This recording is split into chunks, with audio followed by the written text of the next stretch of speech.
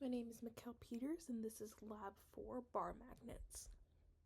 The purpose of this lab was to measure the dependence of a magnetic field of a small bar magnet and its dependence on distance.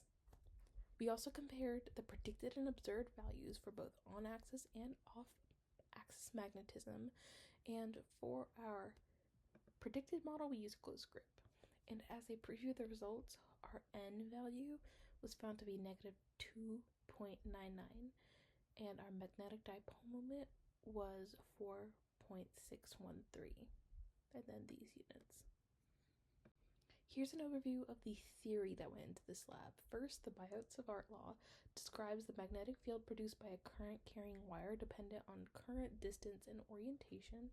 That can be seen here. There are other ways to write this formula with velocity in the formula.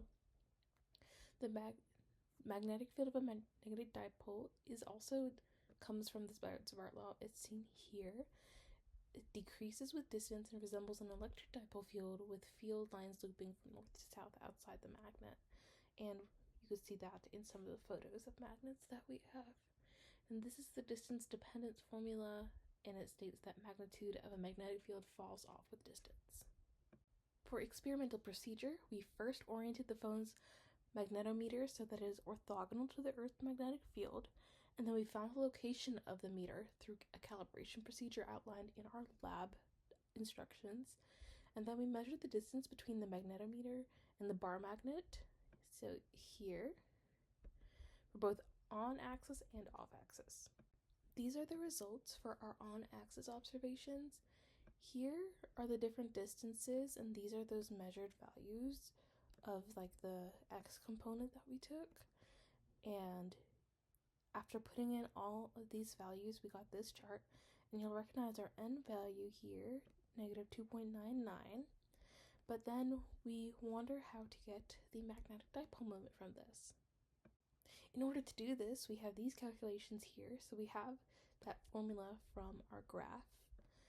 So first, we use this formula that was given to us. This is that distance dependence formula. So N would be this value here, which is the slope, and then the natural log of k is our y-intercept. So we would just use that to calculate our k value, which we can then use right here in order to find mu. So we plug in all our values, and then we get a result of 4.613. These are our observed results for off-axis magnetism, in which instead of just having one meter stick, we also moved our phone up or down, relative on how you look at it, from this bar magnet so that there's a diagonal distance between the meter and the magnet. And these are the values for a distance of 0.196 meters, and the x, y, and z values can all be found in the table here. For our computational model, we first had to create our initial conditions. This is the section of the code that does that, and the most important thing here is the mu mag. That is our mu value that we calculated from our graph, so that's the 4.613, and then this creates that dipole. This is the section here that creates all of those different arrows for our magnitude. The important part here is by this arrow, and it gave us a predicted distance of 0.196, which is very close to our observed values. And then these create as different arrows as well. And these were our results of all of our arrows. And like we said, they were very close to our observed arrows. For our assumptions, we assumed the bar magnet would act as a dipole and that the magnetic field would decrease with distance. And our sources of error were other electronics in the room creating additional fields that would interfere, and the wrong location of our magnetometer. Here are the observations we were asked to look at for this lab. So we did find a near zero magnetic field in the x direction when it was far.